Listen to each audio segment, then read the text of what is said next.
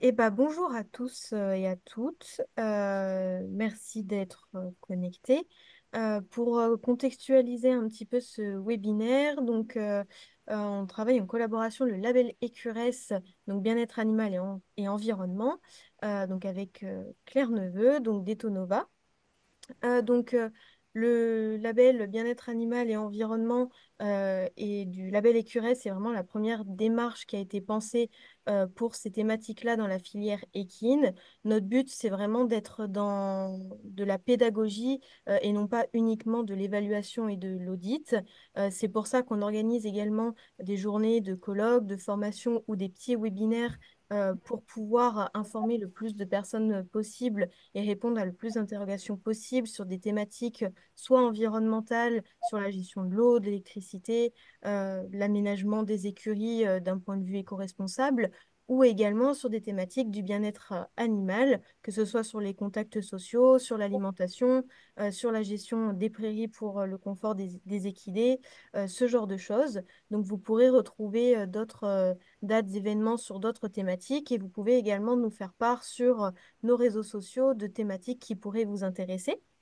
Donc aujourd'hui, c'est Claire Neveu qui nous fait le plaisir d'être avec nous pour Etonova et qui va nous parler de l'optimisation des contacts sociaux des équidés par l'aménagement des écuries. Et je vais la laisser se présenter et ensuite il va vous présenter ce webinaire et toutes ses connaissances. Donc bonjour à toutes et tous, merci d'être présents avec nous aujourd'hui. Donc moi je suis Claire Neveu, donc je suis chercheur en éthologie, donc la science qui étudie le comportement animal et humain. Je suis bien sûr spécialisée sur le cheval, mais aussi la relation humain-cheval. Donc Etonova est une agence de conseil et formation qui existe depuis plus de 12 ans maintenant. Et donc notre expertise en fait nous amène à connaître et partager les données scientifiques en fait sur le comportement du cheval, son bien-être, et ça passe bien sûr par l'aménagement des écuries. Donc l'idée aujourd'hui, je vais partager mon écran, et de faire un état des lieux en fait de ce qu'on sait scientifiquement du comportement des chevaux, du comportement social des chevaux, et du coup de pouvoir ensemble discuter des aménagements qui peuvent être faits dans les écuries. Et on va brasser toute une typologie en fait d'infrastructures équestres, du box jusqu'à l'écurie active, mais en passant par différentes alternatives que je vais essayer de vous expliquer les avantages et les inconvénients de chaque alternative. Alors, et puis donc du coup, merci au Label Écuresse d'organiser ce webinaire qui va me permettre d'échanger avec vous. Donc l'idée, c'est effectivement de passer en revue ces différents sujets. Donc le cheval à l'état naturel, l'importance des contacts sociaux, quelques définitions autour du cheval, et puis après on discutera des différents modes d'hébergement. Et il y aura bien sûr une partie de questions-réponses à la fin. Donc, si vraiment vous avez des questions, par exemple, sur les contacts sociaux et le bien-être du cheval, je ferai une pause en fait à ce moment-là, et vous pourrez poser vos questions. Après, dans la dernière partie, effectivement, je parlerai plus des hébergements, donc peut-être que vos questions n'arriveront qu'à la fin. Alors, pour commencer à mettre en place en fait le comportement du cheval à l'état naturel, on va parler du budget temps. Donc le budget temps, c'est la répartition des activités du cheval au cours du temps sur 24 heures. Donc pour cela, plusieurs études ont observé les comportements des chevaux, et on a fait des moyennes en fait sur 24 heures. Donc on sait qu'on a des variations en fonction des saisons, en fonction du sexe par exemple du cheval, aussi en fonction de l'état physiologique. Une jument pleine ne va pas avoir le même budget temps, les mêmes activités, la même répartition qu'un étalon par exemple, ou qu'une jument non pleine. Mais là, je vous présente la moyenne en fait du budget temps du cheval, où vous voyez qu'une grande partie de son temps en fait est occupée par l'alimentation. Donc ça, c'est autour de 60-65%. Ça va varier même jusqu'à 80% par exemple l'hiver, quand la nourriture est rare et que l'herbe est moins riche. On a à peu près un quart de son temps qui va être dédié au repos. Alors là, vous avez une image d'un cheval en repos debout, mais le cheval doit se coucher un certain nombre d'heures en fait par jour, hein, pour relâcher ses muscles, son cerveau. Donc on est sur des petites périodes de repos couché, hein, de 30 minutes à 1 heure. Ensuite, on a 2 autres activités qui sont réparties à peu près de 1 à 2 heures par jour. Donc, on est sur 6%. Donc, le déplacement. Alors, c'est un déplacement hors alimentation, parce que le cheval se déplace, hein, quand il mange. Mais là, on est sur du déplacement pour aller d'une source d'intérêt à une autre. Par exemple, de la rivière, si on est sur le cheval à l'état naturel, jusqu'à l'aire de pâturage ou jusqu'à l'abri. Et puis des phases d'observation, puisque le cheval est dans un état de vigilance et d'observation constante pour éviter justement des interactions qui peuvent être néfastes pour lui avec des prédateurs, par exemple, ou d'autres chevaux d'autres groupes, puisqu'on le verra juste après, notre cheval à l'état naturel vit en groupe.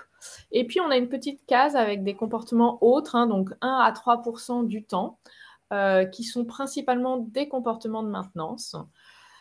Et quand vous voyez ce budget temps, on peut se demander effectivement, et les contacts sociaux dans tout ça, puisque le cheval est un animal social, vous le savez tous, mais quand on regarde son budget temps, la répartition de ses activités, les comportements sociaux ne ressortent pas immédiatement. Donc l'idée, c'est de passer en revue avec vous l'importance des contacts sociaux. Donc si on reprend ce qu'on connaît du cheval à l'état naturel, donc là je vous ai mis des photos des chevaux de Przewalski, qui sont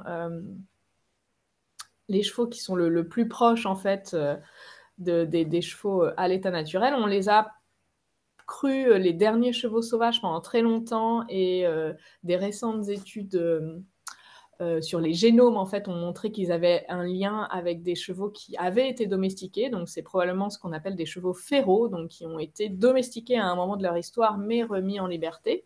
Toutefois, ils vivent encore dans des conditions naturelles en Mongolie, mais également dans des structures de réintroduction comme à l'association TAC en France. Donc le cheval est un animal qui va vivre en famille. Donc une famille, c'est composé d'un étalon, de 3 à 4 juments, puis des jeunes de 0 à 3 ans environ. Donc ça fait des groupes d'une douzaine, d'une quinzaine d'individus maximum. C'est ce qu'on appelle une famille. Lorsque ces jeunes, autour de 3 ans, arrivent à maturité sexuelle, ils vont partir de la famille. Donc en général, les femelles partent et vont être récupérées par d'autres étalons, soit des jeunes étalons, soit une autre famille pour devenir une jument reproductrice. Et les mâles vont partir, souvent constituer des groupes qu'on appelle des groupes de mâles célibataires, où ils vont apprendre pendant quelques années leur futur métier d'étalon. Et puis, éventuellement, certains d'entre eux vont pouvoir créer une famille par la suite. Mais il faut savoir qu'il y a beaucoup de mâles qui ne vont jamais créer de famille ou bien récupérer une famille lorsqu'ils vont provoquer un combat avec un autre étalon. Donc, ils vont rester toute leur vie dans un ou plusieurs groupes de mâles célibataires, puisqu'on va voir que c'est des groupes qui ne sont pas stables. Alors, autre point important sur le comportement social et le comportement du cheval, les chevaux ne vont pas défendre un territoire à proprement parler, contrairement par exemple à certains oiseaux qui vont avoir un territoire autour de leur nid où ils vont le défendre contre les intrus. Les chevaux, en fait, ils vont vivre sur un domaine vital, donc c'est un domaine qui va s'étendre plus ou moins, on est sur quelques kilomètres carrés jusqu'à des dizaines de kilomètres carrés en fonction des ressources, où sur ce domaine vital, ils vont trouver des sources de nourriture, donc des aires de pâture, comme vous voyez par exemple sur cette photo, des abris, là comme vous voyez par exemple l'arbre qui est un abri par rapport à l'ombre, et puis bien sûr des congénères, puisque le cheval est un animal social et il va avoir besoin aussi sur son domaine vital de son groupe social. Donc on a très très peu d'individus seuls qui vivent seuls à l'état naturel. Souvent, c'est transitoire quand les chevaux vont d'un groupe à un autre, ou bien éventuellement des animaux malades. Alors, pourquoi les chevaux vivent en groupe? C'est principalement un moyen de défense contre des prédateurs. Et donc, vous avez bien vu dans le budget temps du cheval qu'on a un pourcentage du temps qui est dédié à l'observation, à la vigilance. Et donc, nos chevaux, au cours de la journée, vont avoir des périodes de vigilance alternées. Donc, on est sur une optimisation en fait de tous les individus du groupe pour repérer des dangers éventuels. Ça permet aussi cette vie en groupe, que puisqu'on a une vigilance alternée, pendant que certains montent la garde, en fait, on en a d'autres qui peuvent se reposer. Alors, c'est pas toujours très répartis dans les groupes. On a l'étalon qui va passer plus de temps en vigilance puisqu'il va essayer de repérer les prédateurs, mais aussi éventuellement d'autres étalons, d'autres groupes qui viendraient lui prendre certaines juments. Mais il a quand même des phases de repos pendant lesquelles les juments du groupe, les adultes, vont avoir une vigilance accrue. Alors, qui dit vie en groupe, c'est comme nous en fait, les humains, dit système de communication. Donc le cheval va avoir un système de communication complexe qu'on est encore, nous, en train d'étudier. On ne connaît pas tout du système de communication des chevaux. Alors pourquoi ils vont communiquer entre eux? Déjà pour se reconnaître au sein du groupe et identifier les congénères de leur groupe, mais aussi les congénères d'autres groupes. Pour coordonner des activités de groupe, quand il faut aller boire, par exemple, à la rivière, on a une coordination des activités. Et puis pour communiquer avec d'autres espèces. Donc, si on est, par exemple, sur des animaux à l'état naturel, on voit, par exemple, les zèbres en Afrique vont communiquer, vont vivre, en fait, dans des domaines vitaux à côté de gnous et de girafes, par exemple. Et on va avoir une communication interespèces, notamment dans un but de protection contre les prédateurs. Mais nous, ce qui nous intéresse, c'est que, bien sûr, le cheval va être capable de communiquer avec nous, d'exprimer un certain nombre de choses que nous vont être capables ou pas, d'ailleurs, de capter. Et ils vont être aussi capables d'apprendre. Donc, j'insiste bien, c'est bien un apprentissage. Ils vont être aussi capables d'apprendre un certain nombre de choses, de signes que les humains vont émettre, et ils vont être capables d'y répondre. Puisque la communication, en fait, ça va impliquer un lien entre l'émetteur et le récepteur. On a donc notre cheval émetteur qui va émettre un signal, par exemple les oreilles en arrière, comme ce cheval que vous voyez ici en haut à droite. Et donc notre récepteur va, en contrepartie, en fait, effectuer aussi un autre signal. Donc par exemple, si on reste dans notre situation des oreilles en arrière, ça peut être le récepteur qui va également mettre les oreilles en arrière, donc également être dans une posture agressive, ou bien éventuellement une posture de retrait, voire de fuite. Donc là, on est peut-être au niveau de la photo, on est peut-être avant la vraie réponse du récepteur, ou bien il est en train de se retirer suite aux oreilles en arrière. On voit qu'il a son poids qui est plutôt sur l'arrière-main. Donc on est vraiment sur une communication, ça implique deux individus ou plus, et ça implique des interactions entre les individus. Après, on va avoir différents types de relations sociales, d'interactions sociales. Donc les interactions qu'on appelle affiliatives, donc avec un lien plutôt positif, qui montre un lien affectif entre les individus. Donc là, vous avez par exemple un toilettage mutuel où deux chevaux vont se gratter mutuellement à des endroits qu'ils ne peuvent pas atteindre seuls. Mais des relations affiliatives, ça peut être par exemple le fait de brouter côte à côte ou de boire côte à côte. En fait, ne serait-ce que la proximité spatiale fait partie en fait des comportements sociaux des chevaux. Et puis après, on a bien sûr tout ce qui est relations agonistiques. Donc là, je vous avais donné l'exemple des oreilles en arrière, mais on peut aller jusqu'au coup de pied, au cheval qui se cadre, aux tentatives de morsure, voire aux morsures. Mais dans les relations agonistiques, on n'a pas uniquement les comportements agressifs, on va avoir aussi toutes les réponses. Donc les réponses de fuite, par exemple, ou de retrait, font partie des relations, des comportements agonistiques. Donc la vie sociale du cheval, c'est tout ça. Ça implique toutes les relations, plutôt à valence positive ou à valence négative. Et c'est une succession, en fait, de comportements, de réactions. Alors, pour rester dans notre organisation du cheval à l'état naturel, pour mieux comprendre notre cheval domestique, donc on sait qu'au sein de la famille, donc vous vous rappelez, la famille, c'est un étalon, quelques juments et les jeunes, on a ce qu'on appelle une hiérarchie linéaire. Donc la hiérarchie, en fait, on parle souvent du dominant quand on parle de relations interespèces entre les humains et les chevaux. Souvent, la définition est mauvaise. Quand on parle d'individu dominant, donc l'individu alpha, en haut de la hiérarchie, qui est celui-là pour mon dessin, c'est l'individu qui va avoir accès prioritairement aux ressources. Par exemple, c'est celui qui va boire en premier, qui va aller manger en premier. Chez nos chevaux domestiques, par exemple, si vous avez un abreuvoir automatique, c'est assez facile à voir, hein, c'est le premier cheval qui arrive à l'abreuvoir automatique et les autres attendent. Ou bien s'il arrive après, les autres se poussent pour le laisser boire dès qu'il arrive. Donc c'est un accès prioritaire aux ressources. Ça n'a pas de lien avec la prise de décision qui va être par exemple la prise de décision de changer de pâture, par exemple, ou d'aller jusqu'à l'abri. Là, on est plus sur ce qu'on appelle le leadership, et c'est encore un champ où on est encore en train d'essayer de comprendre comment ça fonctionne, et on serait plus sur des décisions collectives, plus qu'un individu seul. Donc, ce qu'il faut savoir sur la famille, c'est qu'on a une hiérarchie assez stable. En général, on a un individu alpha qui va du coup avoir priorité sur les ressources par rapport à un individu bêta, etc. Voilà. C'est pas toujours l'étalon qui est l'individu alpha, ça peut très bien être une jument. Ça dépend vraiment des qualités intrinsèques et de la personnalité intrinsèque de chaque cheval.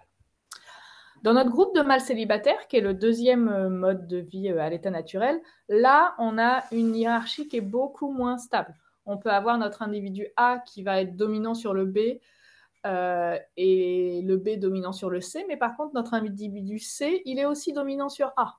Donc, c'est beaucoup moins stable, notamment parce que les individus, les chevaux, je l'ai expliqué tout à l'heure, ils peuvent arriver dans le groupe, puis repartir.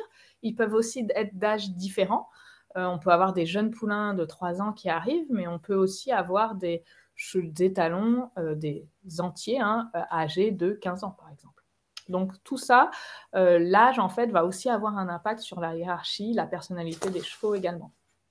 Donc on peut faire quand même quelques rapprochements bien sûr avec nos chevaux domestiques. Alors voilà pour la vie sociale des chevaux. Je vais peut-être faire une pause déjà. Est-ce que quelqu'un a des questions sur cette vie sociale du cheval? J'ai été vite, hein, bien sûr, puisque l'idée c'est de parler principalement des infrastructures. Je vous laisse mettre votre micro si vous avez... Je vois pas de questions sur le chat. Ok, bon, je vais continuer du coup. Gardez vos questions au chaud pour tout à l'heure, si vous en avez.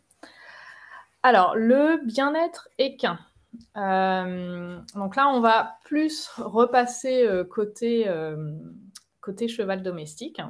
Donc, on se base, il y a eu plusieurs définitions au cours du temps. Maintenant, on a tendance à se baser en France sur la définition de l'ANSES qui date de 2018, où on définit le bien-être comme un état mental et physique positif lié à la satisfaction des besoins physiologiques et comportaux de l'animal, ainsi que de ses attentes. Et ce qui est précisé, c'est que cet état va varier en fonction de la perception de la situation de l'animal. Ça veut bien dire que c'est pas forcément les conditions qu'on va mettre en place qui vont engendrer l'état de bien-être, mais c'est la façon dont l'animal va percevoir les conditions dans lesquelles il est. Ça veut dire que pour deux conditions de vie similaires, un cheval peut être dans un état de bien-être et l'autre avoir un bien-être plus dégradé. Et nous, là, en tant qu'humains, là où nous, on peut intervenir, c'est ce qu'on appelle la bientraitance. Ce sont les actions que nous, humains, on va mettre en place en vue d'assurer le bien-être des animaux. Et pour être sûr que les chevaux sont dans un état de bien-être, ou en tout cas ne présentent pas de signes de mal-être, il faut vérifier justement quelle est cette perception de chaque individu. Et la perception, elle va varier en fonction de plein de choses. Par exemple, en fonction du contexte environnemental. Les conditions de vie, justement, typiquement, c'est ce dont on va parler aujourd'hui, par exemple, les modes d'hébergement. Mais cette notion de bien-être, elle va aussi varier en fonction de l'âge. Un individu âgé avec des expériences, par exemple, ne va pas avoir la même perception de tel ou tel environnement et du coup ne va pas être dans le même état de bien-être. On a aussi des choses intrinsèques liées à l'animal, donc ce qu'on appelle le tempérament ou la personnalité, donc qui va être lié à la fois au patrimoine génétique de l'animal, mais aussi aux expériences passées, ce qu'on appelle plus du coup la personnalité. Et puis, on va aussi avoir des choses liées au stress, par exemple. Certaines relations avec les humains peuvent engendrer du stress. Des relations dégradées avec d'autres chevaux peuvent engendrer du stress à l'animal. Donc voilà, on a tout ce facteur de stress qui peut être lié au travail, à la relation humain-animal, à la relation entre deux chevaux. Et puis, à l'état physiologique, à l'état de santé, on sait que par exemple, un cheval c'est valable pour d'autres espèces, qui a une douleur, ça engendre forcément un stress. Et du coup, ça va forcément avoir un impact sur son bien-être. Donc, l'idée, c'est d'essayer de percevoir la façon dont l'animal va percevoir la situation à travers différentes méthodes d'analyse du comportement et notamment des émotions du cheval. Alors, ce n'est pas le sujet aujourd'hui, mais vous trouvez éventuellement pas mal d'articles, notamment écrits par l'IFCE sur le site equipedia.fr, par exemple. Alors, si on revient sur nos besoins sociaux, en fait, de contacts sociaux de nos chevaux. Il y a plusieurs façons d'analyser le bien-être du cheval. Là, je vous ai mis une grille issue de la démarche Welfare Quality et Awin Horse, qui se base sur 4 grands principes: alimentation, hébergement, santé, comportement, et 12 principaux critères. Donc, je ne vais pas passer beaucoup de temps sur l'alimentation, l'hébergement, la santé. Vous pouvez trouver encore une fois tous ces critères en ligne, notamment sur le site de l'IFCE, Equipedia. Moi, ce qui m'intéresse, c'est ce volet comportement. Quand on parle de vie sociale du cheval, on voit bien que dans le comportement, dans la partie comportement, on a avoir des relations avec des congénères, pouvoir exprimer des comportements de l'espèce. Donc, les comportements entre plusieurs chevaux font partie des comportements de l'espèce, mais également avoir une bonne relation avec les humains et avoir des émotions positives. Donc, on voit bien que l'humain a un lien, effectivement, dans ces expressions comportementales. Et puis, dernière diapo sur le bien-être. Le bien-être, ce n'est pas quelque chose d'absolu. Le bien-être, ça va être une succession d'expériences. Donc là, je suis désolée, le graphique est en anglais, je ne l'ai pas en français. Mais donc là, si vous avez une ligne qui va représenter l'expérience des animaux et qu'on représente en haut un bien-être plutôt positif, dans un bon état de bien-être, et puis en bas plutôt une altération du bien-être, on s'aperçoit que finalement, les expériences des chevaux, elles vont varier. Des fois, elles sont sur cette ligne, donc des fois, elles ont une valence plutôt positive, des fois une valence plutôt négative. Par exemple, si on prend l'exemple de l'alimentation, le fait de manger du foin, ça va permettre au cheval d'acquérir de la satiété et ça va être plutôt positif. Par contre, s'il n'a pas la possibilité de manger alors qu'il a faim, il va avoir une émotion plutôt négative.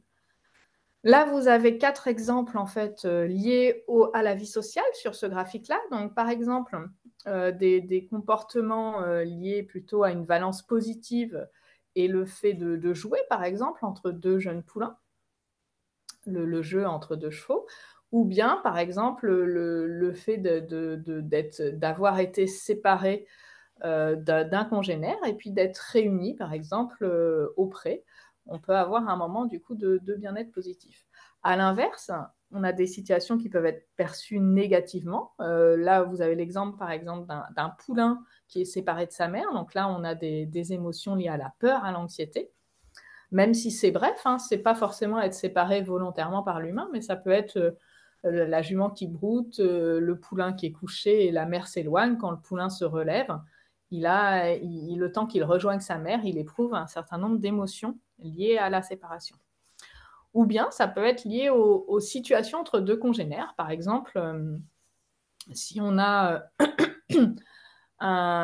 le dominant qui va faire une tentative de menace à un autre cheval, on est plutôt dans une perception négative du bien-être. Donc voilà, donc encore une fois, les contacts sociaux ne sont pas toujours positifs. On peut avoir une perception négative aussi des contacts sociaux, et ça, on en reparlera plus tard. Je me permets de refaire une pause. Avant d'aborder les modes d'hébergement, est-ce que vous avez des questions? Je regarde le chat du coup. Il me semble qu'on avait eu une réaction dans le chat. Oui, alors, du coup, je la lis. Bonjour. Justement, le lien entre bien-être et besoins naturels des chevaux adaptés à chaque cheval et chaque lieu cela se passe au moment du choix des mesures de bientraitance. Alors, effectivement, donc le lien entre bien-être et bientraitance, justement, c'est comment nous, en tant qu'humains, en fait, on va adapter nos mesures de bientraitance en fonction de ce qu'on connaît des besoins naturels des chevaux. Alors après, on peut se poser la question si c'est toujours justifié ou pas de se référer à notre cheval à l'état naturel. Ça, c'est une grande question parmi les chercheurs, justement. Alors, ce qu'on sait, c'est que le comportement, par exemple, des chevaux qui vivent au pré est très, très proche des chevaux qui vivent à l'état naturel, type chevaux de Przewalski. Donc, on voit que le cheval a gardé quand même un certain nombre de comportements sociaux quand on le laisse et de comportements alimentaires, par exemple, très, très similaires à notre cheval en conditions naturelles.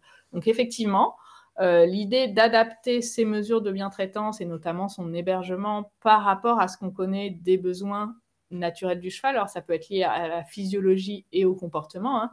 Je pense par exemple à la physiologie liée à une alimentation en continu et puis aux comportements sociaux.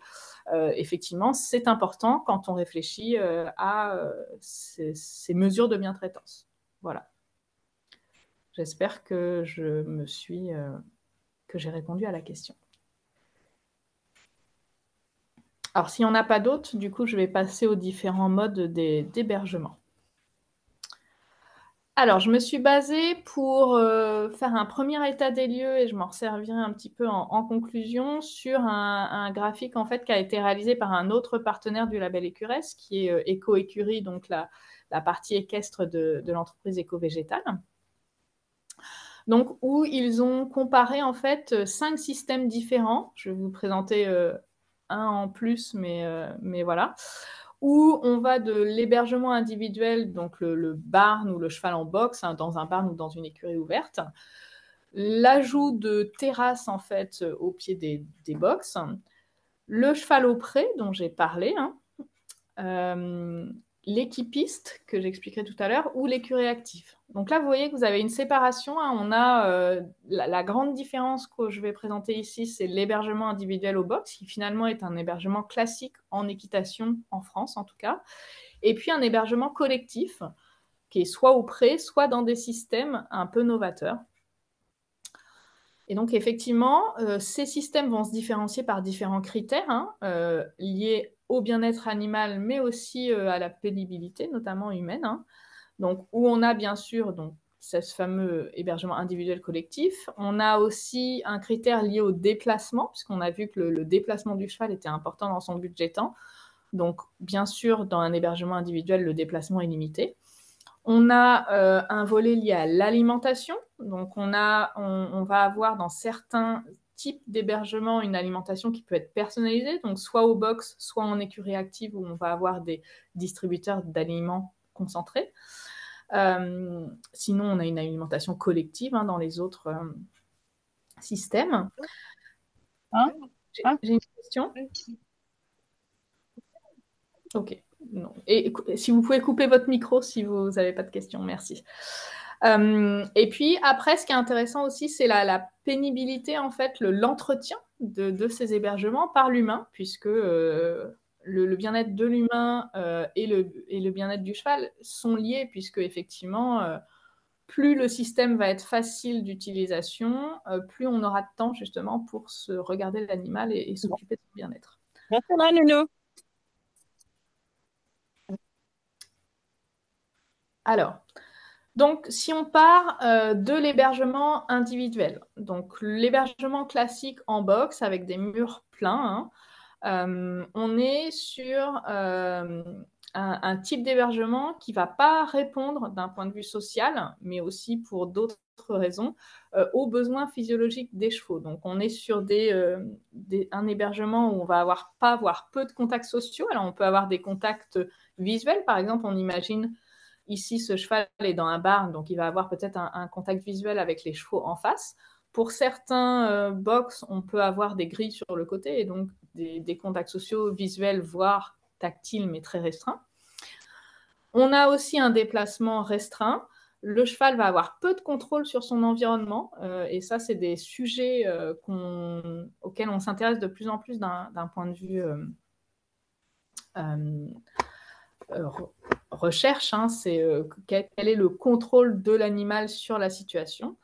Par contre, on a plusieurs avantages pour les propriétaires que vous connaissez. C'est que le cheval est disponible, il est propre. Il y a un avantage sanitaire, c'est que chaque cheval est dans son box et on évite la propagation de maladies contagieuses, par exemple. Donc voilà, il y a quand même des avantages, notamment pour certaines utilisations. Alors, par contre, même si chaque écurie est évolutive, il y a des solutions, même pour l'hébergement individuel. Si on veut augmenter les contacts sociaux des chevaux au box, c'est possible. Donc, vous avez différentes parois sociales qui existent. Donc là, par exemple, c'est la paroi mot du box, où l'avantage de cette paroi, c'est qu'elle peut être soit complètement fermée pour des points de vue sanitaires, soit barodée, soit complètement ouverte pour permettre des contacts sociaux type grattage mutuel. Après, le mode d'hébergement qui n'était pas mentionné dans le tableau de départ, c'est tout ce qui est stabulation. Alors, je voulais le mentionner quand même, puisque là, on est sur un hébergement collectif, abrité, dans un espace limité. Donc, on ne va pas forcément répondre à ce besoin de déplacement. Par contre, on va répondre à un besoin de contacts sociaux. À l'inverse, vous avez tout ce qui est terrasse ou courette. C'est relativement récent, en fait. Par exemple, les structures, en fait, vont prolonger, en fait, l'espace devant le box des chevaux avec un sol stabilisé pour permettre d'être utilisé en tout temps. Et on peut, si les deux chevaux sont libres au même moment, on peut du coup avoir des contacts sociaux à travers la clôture entre deux chevaux. Si l'aménagement des infrastructures, des barns n'est pas possible parce que le barn est collé aux limites de la propriété, parce que de l'autre côté c'est la cour, il y a possibilité de sortir les chevaux régulièrement. Alors, ce qui se fait régulièrement, c'est la sortie individuelle au paddock, mais si on veut augmenter la vie sociale des chevaux, il faut prévoir des sorties quotidiennes en groupe. Donc là, par exemple, dans un manège, dans une carrière ou dans un paddock ou un pré que vous avez à disposition. Donc ça demande effectivement un petit peu plus de management, de déplacement de chevaux. Alors, tout ce qui est mis en groupe, j'en reparlerai plus tard, mais c'est d'autant plus valable sur des petites surfaces comme les courettes par exemple ou les stabulations. C'est de trouver les bonnes paires, en tout cas les bons groupes de chevaux pour maximiser les comportements positifs, donc affiliatifs, que je vous ai expliqué tout à l'heure, et limiter au maximum les comportements agonistiques et donc éviter les blessures. Donc, ce que tous les chevaux, chaque cheval a sa personnalité, ils ne vont pas tous s'entendre. Et donc, c'est important, et ça, c'est la compétence de chaque propriétaire d'écurie, d'adapter ses lots en fonction des comportements de chaque cheval et des affinités. Alors, ensuite, pour passer aux hébergements collectifs, le plus classique, c'est l'hébergement au pré, au paddock. Alors, la différenciation que je fais, c'est que le pré ou l'herbage, le cheval a accès à de l'herbe toute l'année. Les paddocks, c'est souvent des espaces plus restreints où l'herbe peut être amenée à manquer. Et donc, il peut être nécessaire de complémenter en fourrage type foin. Donc, l'avantage de cet hébergement collectif, ce sont des contacts sociaux qui vont être quotidiens, mais également un déplacement qui va être quotidien, d'autant plus si l'hébergement est au pré 24 heures sur 24, 7 jours sur 7.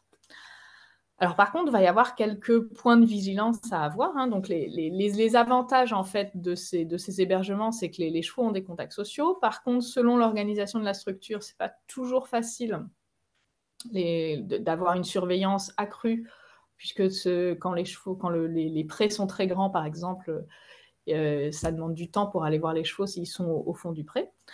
Donc ça, on a quelques inconvénients. On peut avoir aussi comme inconvénient le sol, hein, la portance des sols, notamment en hiver, hein. On a certains chevaux qui vont être hébergés au pré, par exemple, à la belle saison, mais au box l'hiver, parce que les prés ou les entrées de paddock ne sont pas praticables pour les chevaux liés à la boue, par exemple. Donc on peut avoir des systèmes type stabilisation, justement, pour que au moins une certaine partie de ces prés soit utilisable par tout temps. Alors les points de vigilance, par contre, donc je l'ai déjà répété pour la diapo précédente, pardon, c'est les affinités des groupes sociaux, hein. Mais après, plus le pré est grand, plus on peut se permettre d'avoir des individus qui ont moins d'affinités. Et plus le groupe est grand, plus on va avoir des sous-groupes qui vont se créer en fonction des affinités.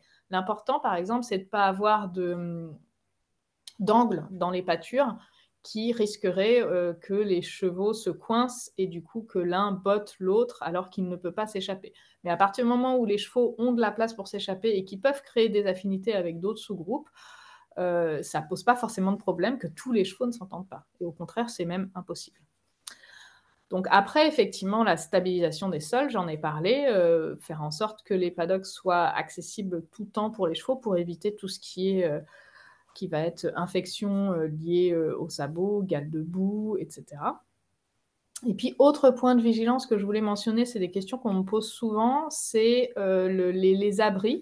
Donc effectivement, même les chevaux qu'on dit rustiques, hein, vont avoir besoin d'abris naturels, mais souvent quand même d'abris artificiels, hein, pour s'abriter. Alors contrairement à l'idée reçue, souvent ils les utilisent plus en été pour s'abriter de la chaleur et des moustiques qu'en hiver pour s'abriter du froid. Mais en tout cas, c'est important de les avoir et de les laisser accessibles à l'année pour que justement le cheval puisse gérer lui-même son accès, avoir un contrôle sur son environnement, justement.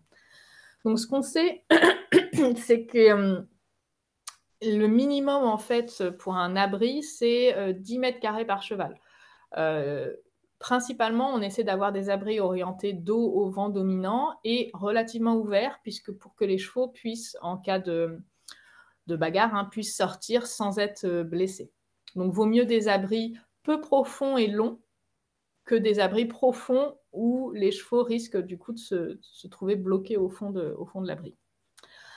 On sait aussi que les chevaux vont avoir besoin d'un temps de repos sur un sol confortable. Donc, par exemple, si les sols sont très mouillés, il faut faire attention à avoir un abri bien paillé, bien sec en tout cas, pour que les chevaux puissent y rester couchés le plus longtemps possible par rapport à leurs besoins.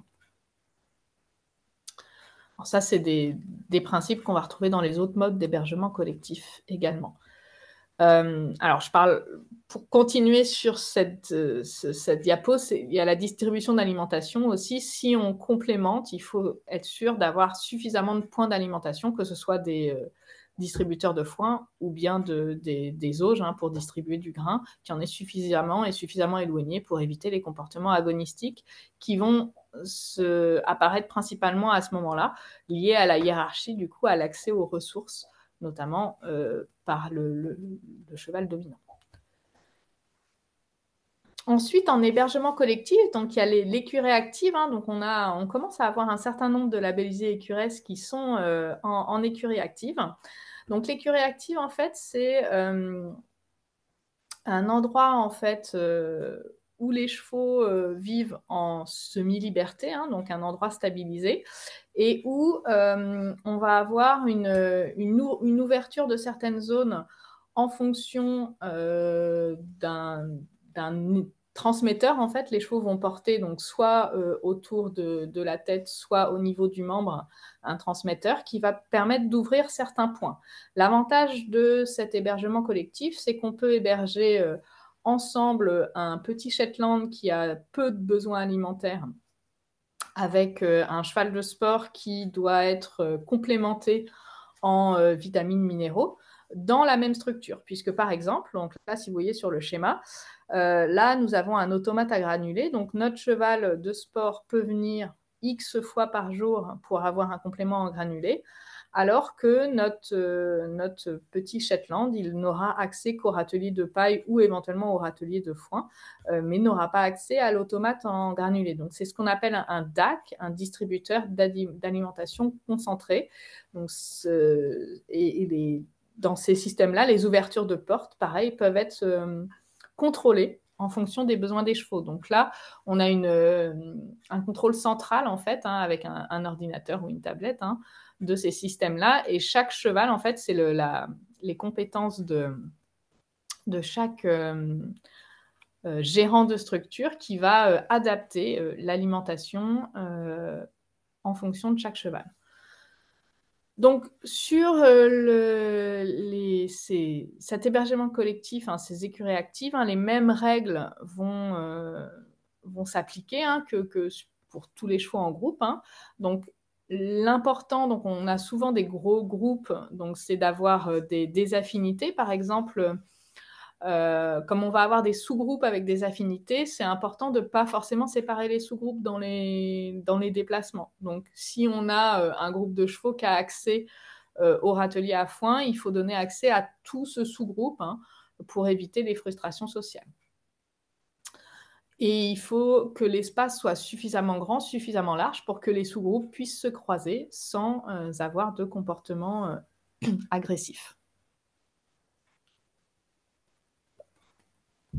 Alors, pour que cette structure fonctionne, en fait, il faut qu'on ait une stabilisation des sols assez importante, donc à peu près de 100 mètres carrés par cheval, pour que cette structure soit utilisable été comme hiver, en fait. Et on a la possibilité, en général, d'ouvrir des prés avec, du coup, des herbages plus ou moins riches en fonction des besoins des chevaux. Par exemple, les Shetland auront accès à une prairie un peu surpâturée, pas très riche, alors que nos chevaux de sport peuvent avoir accès, dès le printemps, quand le temps le permet, à une prairie assez riche, et puis on peut faire tourner les prairies comme cela. Par contre, c'est important que la zone principale, qui soit utilisée été comme hiver, soit stabilisée pour éviter justement les problèmes de pied, etc. L'abri, donc c'est le même principe, vaut mieux ce qu'on appelle plutôt un dortoir, puisqu'en général, comme on est dans un hébergement collectif, on est sur des grandes structures, donc vaut mieux un dortoir peu profond, mais assez long. On est toujours sur 10 mètres carrés par cheval en fonction de la taille. Si on est sur un cheval de sport de 600-650 kg, on va plutôt monter à 12 mètres carrés par cheval pour que les chevaux aient de la place. Pareil, le nombre de distributeurs, là je laisse chaque distributeur d'écurie active donner le nombre, ça va dépendre des distributeurs, mais il faut que le nombre de distributeurs soit bien adapté au nombre de chevaux pour pas qu'il y ait de comportement de frustration devant chaque distributeur, que ce soit de foin ou de concentré. Alors, si vous voulez quelques exemples, là vous avez un exemple de distributeur d'alimentation. Donc là, le cheval va rentrer par un côté, il va passer donc sa tête ou son pied devant un capteur qui va lui délivrer une dose d'aliments et ensuite il ressort. Donc là, typiquement, on voit un cheval qui attend tranquillement devant le distributeur d'aliments. On peut avoir des râteliers à foin en libre accès, mais on peut avoir aussi des râteliers à foin, comme vous voyez ici, où ils vont avoir éventuellement une glissière qui va remonter et qui va être fermée un certain temps au cours de la journée pour obliger aussi un petit peu les chevaux à se déplacer. Donc c'est l'avantage de l'écurie active aussi, c'est qu'on a des zones en fait où les chevaux peuvent se déplacer et le gérant peut fermer ou ouvrir des zones pour inciter les chevaux à se déplacer. Ce qui freine souvent les gérants de structure, ça va être le coût de ces écuries actives. Il faut savoir que j'en parlerai un petit peu tout à l'heure, on peut avoir ce qu'on appelle des écuries dynamiques qui sont organisées sur le même principe, mais on n'a pas forcément de distribution individualisée avec des DAC. c'est ce qui va coûter le plus cher, hein, la distribution automatique de concentré dans ces structures-là. Donc, faut toujours réfléchir son écurie avec une possibilité d'évolution. On n'est pas obligé de mettre des DAC tout de suite, on n'est pas obligé de tout stabiliser, mais par contre, il faut le réfléchir en amont pour pouvoir avoir une évolution réfléchie en fonction de son budget, en fonction par exemple du nombre de chevaux qu'on a. Si on a 10 chevaux au départ et puis que 5 ans après on en a 20, il faut le réfléchir un petit peu en amont. Alors l'autre mode d'hébergement qui est présent et qui se développe, c'est ce qu'on appelle l'équipiste ou le paddock paradise. En fait, c'est un principe qui vient. Alors, j'ai pas dit l'écurie active, hein, ça a été développé en Allemagne et en Autriche. L'équipiste, c'est un principe qui vient plutôt des États-Unis, en fait, hein, où des vétérinaires hein, ont observé la façon dont fonctionnaient des groupes de Mustangs, en fait, dans des conditions semi-naturelles. Donc là, l'idée dans l'équipiste, c'est de stimuler le mouvement en répartissant donc sur une piste, hein, donc là que vous voyez autour d'un îlot central, de répartir en fait les points d'intérêt. Donc là, vous avez des filets à foin, de l'eau, des abris, une zone de repos, une autre zone d'affouragement. Donc l'idée, c'est de répartir les points d'intérêt pour stimuler le déplacement des chevaux. Et sur la route, on va mettre différentes stimulations, comme des rondins de bois pour obliger les chevaux à les contourner, ou bien des passages avec des cailloux, des zones avec des graviers, aussi pour l'usage des pieds. Souvent, les chevaux vont être sur la piste en période hivernale, et puis ils peuvent avoir accès à une zone enherbée lorsque c'est possible. Donc l'avantage, c'est qu'effectivement, ils vont avoir des contacts sociaux, ils vont avoir un déplacement, encore faut-il que le principe soit bien conçu, parce que dans certains cas, le déplacement est moindre. Hein. Les mêmes points de vigilance liés aux affinités et donc du coup ne pas avoir des chevaux en surnombre par rapport à la taille de l'équipiste est important. Et 3 points spécifiques à l'équipiste, hein, c'est la largeur des allées. Il faut avoir des allées au moins de 4 à 6 mètres avec des zones plus larges, notamment les zones d'affouragement, mais aussi des zones de croisement qui peuvent être plus larges pour que les chevaux puissent se croiser. Des abris, encore une fois, de taille suffisante par rapport au nombre de chevaux. On a toujours notre règle des 10 mètres carrés. Éviter les trop longues lignes droites, puisqu'on a des chevaux qui vont avoir tendance à galoper. Et puis, alors autant, je ne l'ai pas dit sur l'écurie active, l'avantage d'avoir des aires stabilisées tout du long, c'est qu'on peut ramasser les crottins mécaniquement. Donc, on a une main-d'œuvre limitée, une pénibilité du travail limitée. Et ce temps peut être utilisé justement à l'observation quotidienne des chevaux. Alors que sur l'équipiste, souvent, alors pas toujours, hein, on est sur une distribution plutôt manuelle, notamment du foin, etc. Et il faut faire attention justement au temps passé. Donc ça ne s'adapte pas à toutes les structures. Donc là, vous avez 2 autres exemples d'équipistes. Hein. Donc matérialisés, donc là on voit les chevaux qui sont sur la piste et un autre cheval qui est sur une zone enherbée. Et puis d'autres plans, hein, donc là moi je vous avais mis un premier schéma assez basique avec la piste autour et la zone centrale enherbée. Là vous pouvez avoir des pistes en fait avec différentes zones enherbées qui sont matérialisées et les chevaux vont faire leur circuit autour.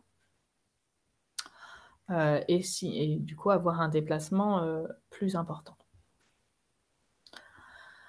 Ensuite, on a un système un petit peu intermédiaire, un peu précurseur à l'écurie active, hein, qu'on peut appeler l'écurie dynamique. Hein. C'est le même principe que l'écurie active, mais l'idée, c'est de dynamiser le mouvement, mais on ne va pas avoir en fait de distributeur automatique. Donc, c'est souvent une phase intermédiaire quand on est dans un processus de changement. Encore une fois, donc l'important, effectivement, c'est d'adapter la taille de l'infrastructure en fonction du nombre de chevaux et d'essayer de se projeter dans l'avenir. Combien de chevaux je vais avoir comment je peux organiser mon écurie si un jour je veux mettre un DAC, où je le mets, pour combien de chevaux comment est-ce que je peux réorganiser mes clôtures Il faut vraiment anticiper en amont, même pour une écurie dynamique. Le risque, sinon, c'est d'avoir un hébergement collectif type stabulation avec une aire devant, ce qui est déjà effectivement mieux d'un point de vue contacts sociaux que pour les chevaux, que pour le box, pardon. Hein. Par contre, on ne va pas forcément créer du déplacement et on peut avoir des comportements agressifs si les chevaux n'ont pas un espace suffisant. Donc, pour tout projet, hein, l'idée, c'est d'essayer d'anticiper au maximum les questions. Et ça, vous avez des professionnels qui peuvent vous aider à vous poser les bonnes questions, justement. Alors, moi, j'ai fini le tour d'horizon sur les différentes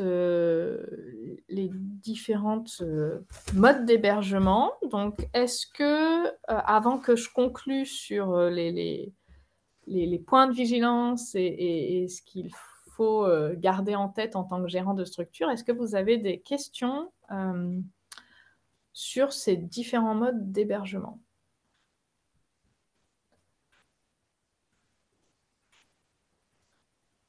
Alors, donc j'ai aussi un commentaire dans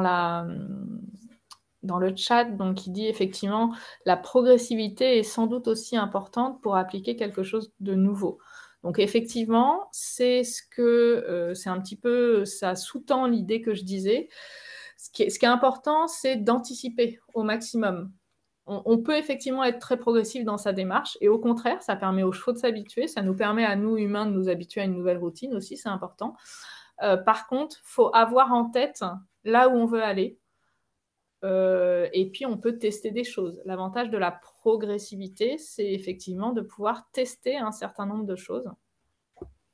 Faut laisser le temps aux chevaux de s'habituer, mais si ça ne fonctionne pas, si on s'aperçoit qu'on a créé une zone un peu dangereuse pour les chevaux, et ben, c'est possible de rétro-pédaler et du coup, de limiter, de réarranger la structure pour trouver une nouvelle solution.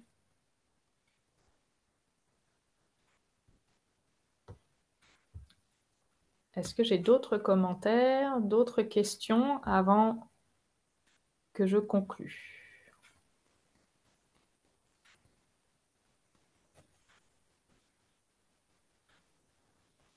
Alessandra, je crois que tu avais peut-être des...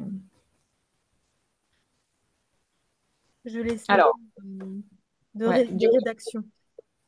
Ok, parfait. Du coup, effectivement, tout à fait. Donc, effectivement, la participante ou le participant répond tout à fait aux commentaires. Donc, effectivement, concevoir, planifier et introduire au fur et à mesure. Et ça permet effectivement d'évaluer comment ça fonctionne.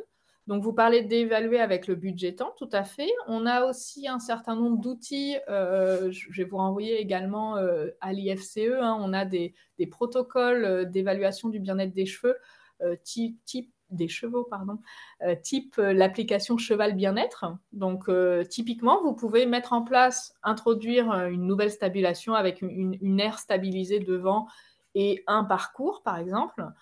Vous observez vos chevaux avant avec le protocole Cheval Bien-être ou en essayant de suivre un petit peu le budgetant. Et puis, quelques semaines après, quelques mois après, vous refaites le protocole justement pour voir si vous voyez une différence. Tout à fait. Et c'est bien d'avoir certains outils assez standardisés puisqu'on a tendance à être biaisé hein, quand on est au quotidien avec nos chevaux. On ne voit pas forcément les changements.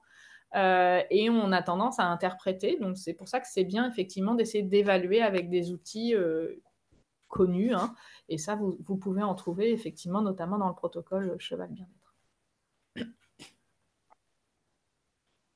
Moi, effectivement, j'avais une question qui représente une certaine typologie de nos labellisés au niveau des chevaux âgés, où en fait, des fois, on peut avoir la problématique des contacts sociaux chez les chevaux âgés, où au final, le cheval âgé, soit de lui-même, en fait, n'a plus de contact social, mais pourtant son bien-être a l'air d'en être impacté, mais en même temps, le groupe à côté peut se montrer peut-être trop trop oppressif ou d'autres phénomènes. Et du coup, il y a une intégration qui se fait plus trop. Mais ce qui est normal, on a certaines structures qui ne peuvent pas, qui n'ont pas la possibilité de pouvoir adapter le troupeau au maximum pour le cheval âgé. Quel serait le type d'hébergement pour, du coup, avantager un petit peu les contacts sociaux de cet équidé, puisqu'on a des personnes qui vont privilégier le box, d'autres qui veulent quand même le laisser à l'extérieur pour éviter les blessures. Du coup, le box est la solution qui paraît être la meilleure, mais en même temps, ça veut dire qu'on vient le priver de la liberté de mouvement et du contrôle de son environnement. Voilà, je voulais savoir ce que tu en pensais pour pouvoir leur apporter des réponses. Tout à fait. Bah, je dirais que chaque type d'hébergement que j'ai cité peut être, enfin peut-être pas chaque, mais certains peuvent être adaptés au cheval âgé. Donc effectivement, le box est la solution par défaut, mais c'est souvent, je dirais, un peu la fausse bonne idée, parce que le cheval âgé a souvent aussi des problèmes de circulation sanguine au niveau des membres, donc avoir un déplacement quotidien est super important pour les chevaux âgés. Donc, si on a peur des contacts sociaux, l'idée, c'est peut-être de garder notre cheval âgé en paire plutôt qu'en gros groupe. Ce sera plus facile d'avoir un groupe stable avec une paire, avec un cheval qu'on connaît, que le gérant a présélectionné avant, et pour trouver un cheval avec lequel le cheval âgé a des affinités. Et peut-être plutôt d'avoir un système de stabulation ouverte sur une aire stabilisée, par exemple, qui permet d'avoir du déplacement. Parce que c'est important, il n'y a pas que les contacts sociaux pour notre cheval âgé, il y a aussi l'importance du déplacement.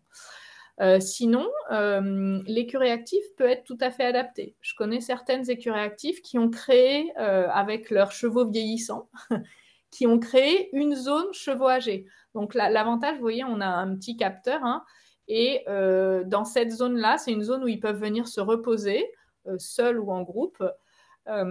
Et souvent, il y a aussi du foin. Et seuls les chevaux âgés peuvent venir dans cette zone-là, donc ça leur fait une zone un petit peu refuge. Donc même l'écurie active peut être tout à fait adaptée en fait pour des chevaux âgés. Mais encore une fois, c'est l'œil du gérant et le fait de bien regarder les changements de comportement qui vont lui donner les pistes, en fait, les signes, hein, qu'il va falloir changer un petit peu la gestion de ce cheval âgé. Est-ce que j'ai répondu à ta question, Alessandra? Tout à fait. Et alors, je crois qu'on a d'autres. Alors, je vais prendre le commentaire du bas qui dit il y a aussi des systèmes sur piste faciles, adaptés à leurs capacités, tout en étant stimulantes pour les vieux. Donc, c'est un petit peu l'idée que j'avais en tête, c'est que finalement, tous les systèmes peuvent être adaptés aux vieux chevaux. Honnêtement, je connais un petit peu moins les pistes, mais on peut imaginer des pistes voilà, adaptées aux capacités des vieux chevaux qui leur permettent de se déplacer, mais sans être trop longues et trop fatigantes. Et je vais lire le deuxième commentaire tout haut. Donc, alors, dans certains cas spécifiques, une des difficultés rencontrées est de combiner le besoin de contacts sociaux et l'aspect sanitaire. Quelles alternatives pourrait-on imaginer ?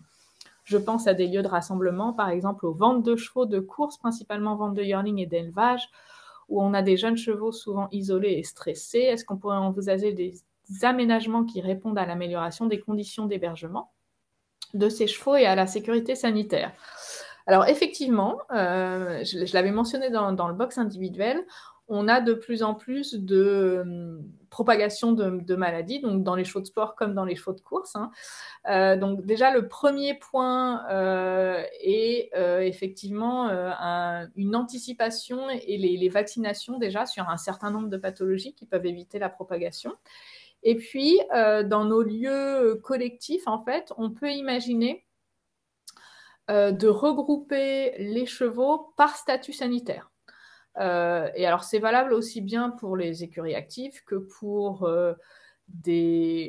éventuellement des équipistes aussi, hein. L'idée, c'est plutôt que d'avoir une grande structure, de diviser en plusieurs lots. Par exemple, je vais avoir mes chevaux de sport qui vont souvent partir en concours.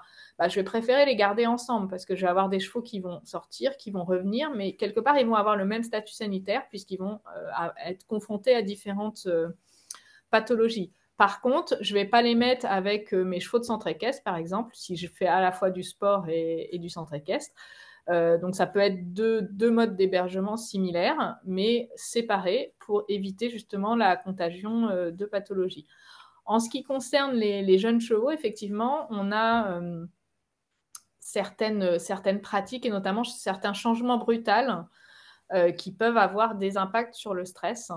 Et c'est d'autant plus valable, je suis d'accord, notamment dans les courses, mais aussi dans les chevaux de sport, au moment des ventes et des courses. Donc, on peut avoir effectivement des modes d'hébergement qui répondent à leurs besoins, mais par rapport au niveau de gestion qu'on a aujourd'hui de ces filières-là, on aura toujours des périodes de transition qui vont être très stressantes pour l'animal. Mais quelque part, si chaque écurie monte en compétences au niveau comportements sociaux après une période d'adaptation du coup pour ce côté sanitaire. Donc, et d'ailleurs, on le voit bien dans la grille du label Écuresse. On a d'avoir une zone d'isolement justement à l'arrivée d'un nouveau cheval. Donc avec prise de température, vérification des signes cliniques, on peut réintégrer facilement un cheval dans un nouveau groupe. Alors après, les affinités sociales mettent un petit peu de temps pour avoir un groupe social stable. On estime à 3 mois à peu près. Donc c'est pour ça, souvent en écurie active, on limite les arrivées des nouveaux chevaux 2 ou 3 fois par an. Alors, j'espère que j'ai répondu à cette question. Par contre, j'ai plein d'autres questions. Alors, bonjour, j'ai un troupeau en prairie assez hétéroclite, 3 ans, 12 ans, papy, mamie. Que pensez-vous de ce groupe? Mes papys jouent avec les jeunes et les remettent en place, qui les éduquent. Alors, tout à fait, il y a plusieurs études scientifiques qui montrent que des groupes sociaux mixtes, en fait, et pour faire une comparaison, ça peut être comparé à ce qu'on trouve à l'état naturel où on a des juments plus ou moins âgés avec des jeunes chevaux, participent justement au développement social des jeunes.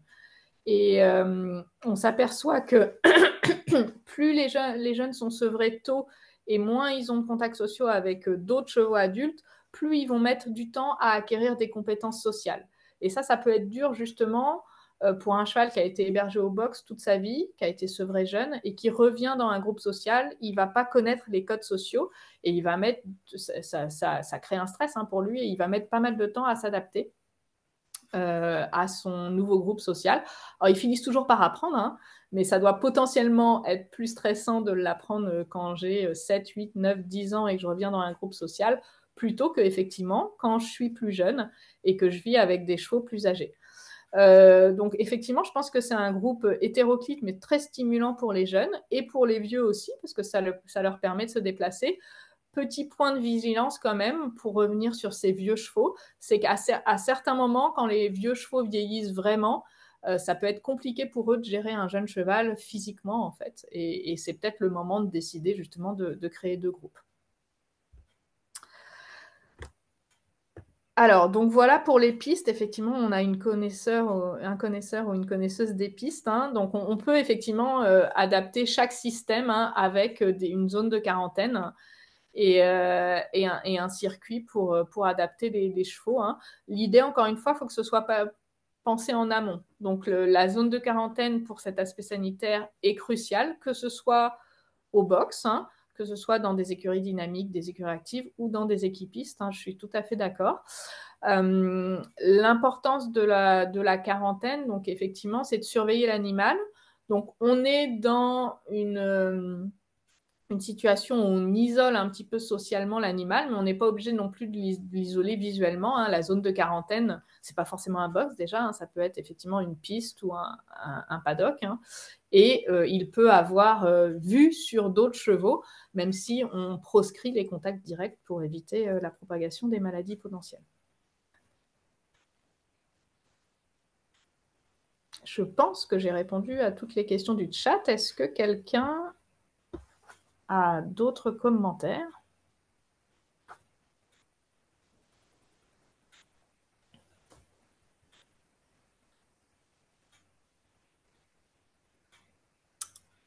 Ça m'a l'air bon. Eh bien, écoutez, je vais conclure. Après, il y aura peut-être de nouvelles questions. Donc voilà, juste pour remettre ce système, vous voyez bien qu'on a différents systèmes avec leurs avantages et leurs inconvénients. Il n'y a pas forcément de système idéal. L'important, c'est vraiment que chaque gérant, chaque propriétaire trouve le système qui lui convient pour lui, qui convient à sa typologie de chevaux et à son activité. Les 3 grands principes, alors moi je me suis concentrée sur les contacts sociaux, mais les 3 grands principes, c'est d'avoir une alimentation à base de fourrage continu et des déplacements libres. Donc on voit que sur la plupart des solutions où on a les contacts sociaux, souvent on a quand même aussi les déplacements en même temps, donc c'est l'avantage, on remplit déjà 2 grands principes du bien-être. On a bien vu que à la fois l'aspect contacts sociaux, mais l'aspect sanitaire peut être maximisé dans chaque type de système. L'important, c'est d'avoir une réflexion globale avec une possibilité d'évolution des systèmes qui va correspondre aux besoins physiologiques et comportementaux des chevaux.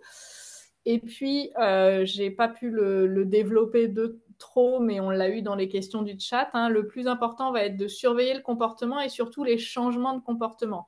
Et ça, c'est d'autant plus valable si vous faites évoluer votre structure, votre routine ou vos méthodes de travail. L'important, c'est essayer de trouver des outils que vous pouvez développer vous-même pour voir les évolutions et voir si les chevaux s'adaptent ou pas.